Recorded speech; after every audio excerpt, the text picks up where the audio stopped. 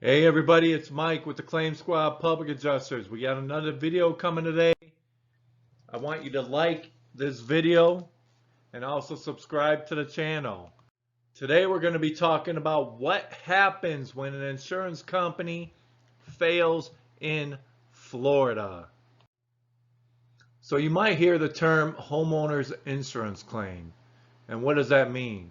Well, that simply means a variety of claims, whether it be a roof claim, water damage, fire. That's essentially all falls underneath the homeowner insurance claim umbrella. So when you hear about an insurance company in Florida going solvent, insolvent, or quote unquote bankrupt, it all has to do with reserves, which is monitored normally by insurance companies on a daily basis. So when a company is basically taken over by the state, they become insolvent, and Florida Insurance Guaranty Association, also known as FIGA, FIGA, FIGA takes over the claims. All right. Now you need to know that DFS, the files, the claims for all the companies, or whatever company we're talking about, goes to the Department of Financial Services first, then they are transferred over to FIGA. That is the process. DFS, then FIGA. Now, here's what you need to know about FIGA. They handle claims the same way insurance companies would. Doesn't make it any easier, doesn't make it any less intriguing. There are some complaints about FIGA. So they're going to pay your claim based on the policy language of the insurance company that failed. So if you have certain restrictions or limitations in place on that policy, FIGA is going to handle the claim that way. If the insurance company that took over your roof claim was going to bring out an engineer in their notes, FIGA is going to bring out an engineer. All right. So once FIGA gets a claim, it starts over 90 days. So in Florida, we have a law that once the insurance company gets your claim, once you file your claim, report your claim, they have 90 days to either pay something on your claim or deny it. So let's say you're on day 75 with State Farm, and State Farm is deemed insolvent. When FIGA takes over, they get now another 90 days. So it's almost going to be, and could be, 6 months before you see any type of money possibly. Okay, so if you see like a roof insurance claim, the claims get taken over based on where it's left off. If your insurance company is bringing out an engineer, FIGA will bring out an engineer. You might have to sue FIGA just like you do any other insurance company. Here's a website up here for FIGA. Okay, you can learn a little bit more about them. So who pays for FIGA?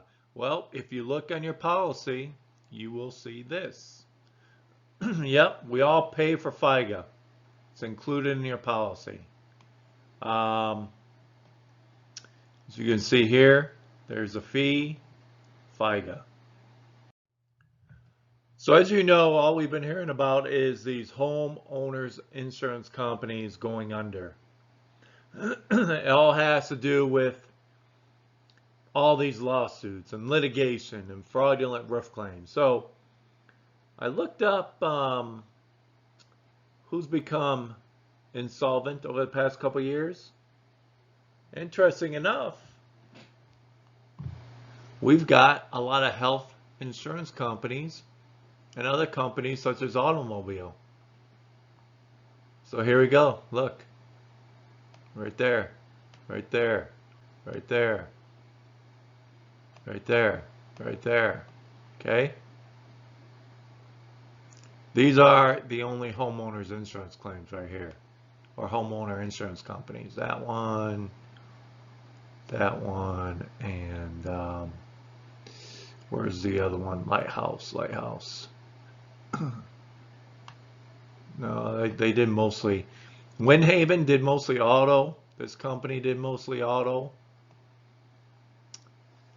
The other one, Lightstream, isn't in here, which does home insurance companies. But anyhow, the purpose of this slide is simply to show there's a lot of health insurance companies that go under too. But this is a state where the insurance companies want new laws so they don't have to pay claims. So after these new laws, after I talked about FIGA, my suspicions were right in both of these videos. If you haven't seen these videos, check them out on my channel. I believe my suspicions were right. My suspicions were that this is a concerted effort by insurance companies that deal with homeowners insurance policies to essentially tank the market on purpose, tank the industry so that they get new laws passed. As I just showed you on a slide before, there were actually more health insurance companies over the last few years that became insolvent, more so than homeowners insurance companies. My suspicions and what I wrote in these two, or talked about in these two videos, I believe is exactly right. So here's the conclusion on all this. Here's the end game.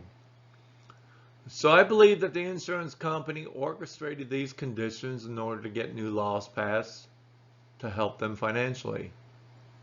The state of Florida needs to get together with insurance companies and have tougher standards of showing these insurance companies financials. The CEOs should be held accountable. Why do they get to walk away with millions and millions and millions? Do not allow these insurance companies to have these shell companies. Is it legal? Yes. So for instance, FedNat, they canceled 70,000 policies, and they've got a company that does these high valued policies for multi-million-dollar homes called Monarch. So they're moving some numbers over into Monarch. If anybody has Southern Fidelity, you know what I'm talking about here.